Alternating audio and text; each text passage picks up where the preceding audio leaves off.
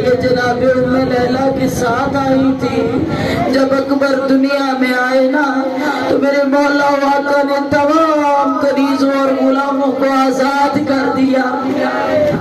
جب سب کو آزاد کیا تو شیریں نے دست بستہ عرض کی مولا میں آپ کے گھر سے ایسے نہیں جاؤں گی. مولا میں آپ کے گھر میں ہی رہ کے نوکری کروں گی. سید سجاد دنیا میں آ چکے تھے. شیریں نے جناب سید سجاد کے قدموں پہ ہاتھ رکھا. ایک مرتبہ رو کے کہا مولا اپنے سجاد کے صدقے مجھے اپنے گھر سے باعزت طریقے سے رخصت کرنا. شیریں کا عقد ایک بہت امیر شخص سے ہو گیا. اسکلان کا بادشاہ تھا, اسکلان کا تاجر تھا, نام نصیر لکھا جاتا ہے. ارے رخصت ہو گئی تھی. شیریں جب رخصت ہونے لگی مولا آقا سے کہا کہ میں رخصت ہو رہی ہوں لیکن میں نے آپ کے گھر کی خدمت کی ہے.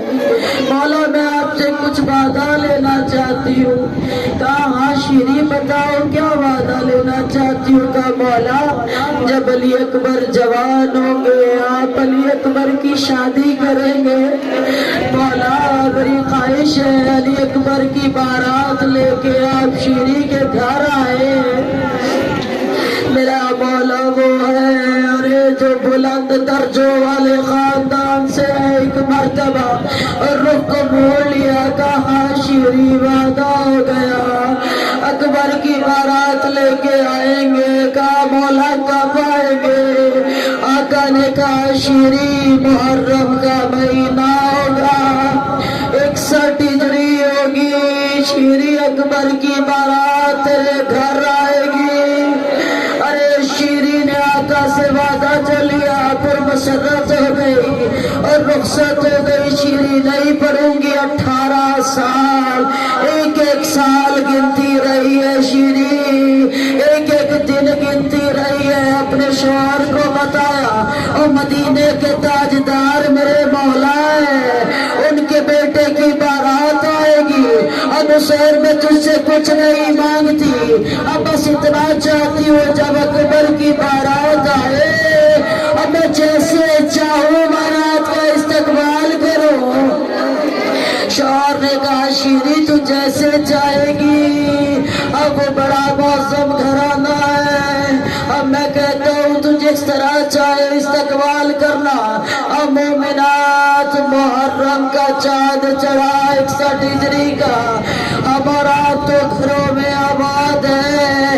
او لیلا کا لال برچی کھا کے کربلا کی ریت بیڑیا رگڑتا رہا تھا. کولیوں کے پل تمہارا اور میرا صابر امام بیٹے کے کلیجے سے برچی جب نکال رہا تھا زمین و آسمان میں زلزلے آنے لگے تھے. ارے ملائکہ نے ماتم کیا تھا. محرم کا مہینہ 10 محرم کو شہادت ملی. 11 کو سر کاٹ کے نیزوں پہ چڑھائے گئے. کوفے کے راستے اسکلان جانے کی تیاری کی گئی. ارے شیریں نے دیکھا 18 محرم کا دن ہے اور شیریں نے تیاریاں شروع کی. 17 محرم کا روز تھا.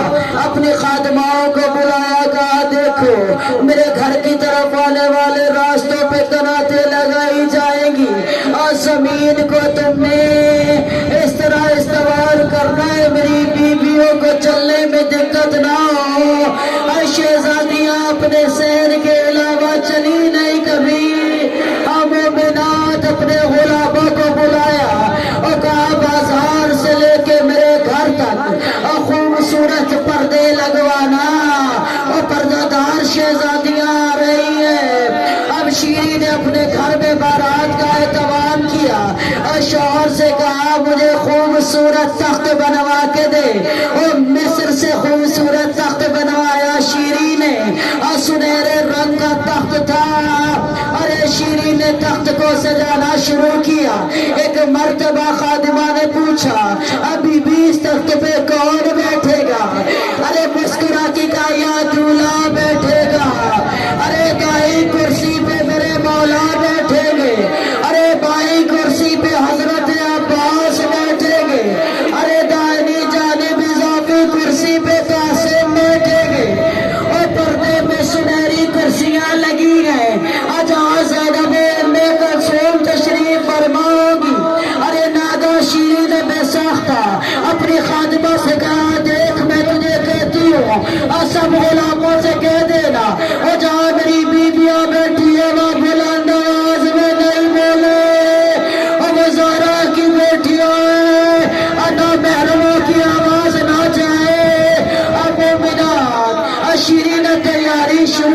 ایک کنیز کو بھیجا، جاؤ جا کے دیکھو بازار